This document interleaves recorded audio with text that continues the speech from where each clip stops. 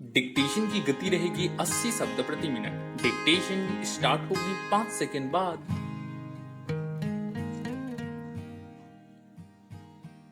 Corona संक्रमण की तीसरी लहर की आशंका के बीच प्रधानमंत्री ने पूर्वोत्तर के 8 राज्यों के मुख्यमंत्रियों से बात करते हुए पर्वतीय क्षेत्रों के पर्यटन स्थलों एवं बाजारों में मास्क न लगाने और शारीरिक दूरी का पालन करने में हिला हवाली का परिचय दिए जाने पर जो चिंता व्यक्त की, उस पर गंभीरता से ध्यान दिए जाने की जरूरत है।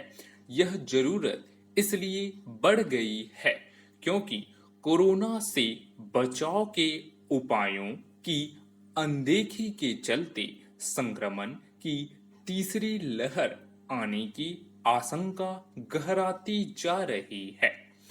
एक आकलन तो यह भी है कि तीसरी लहर पहले ही शुरू हो चुकी है।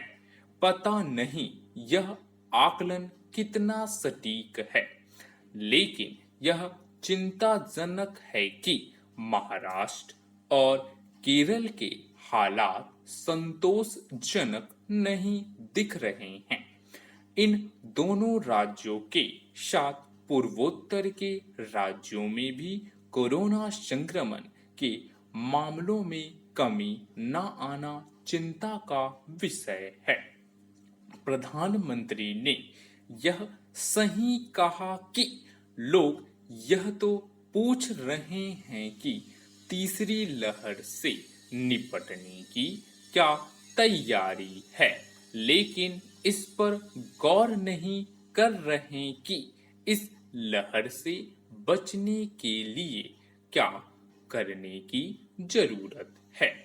निसंदेह पर्यटन स्थलों में जाने की मनाही नहीं है, लेकिन यह भी नहीं कहा गया कि इन स्थलों में किसी तरह की सावधानी बरतने की आवश्यकता नहीं है। यह ध्यान रहे कि तीसरी लहर को रोकने अथवा उसे शिथिल करने में सफलता तब मिलेगी जब सरकारों को आम जनता का सहयोग मिलेगा।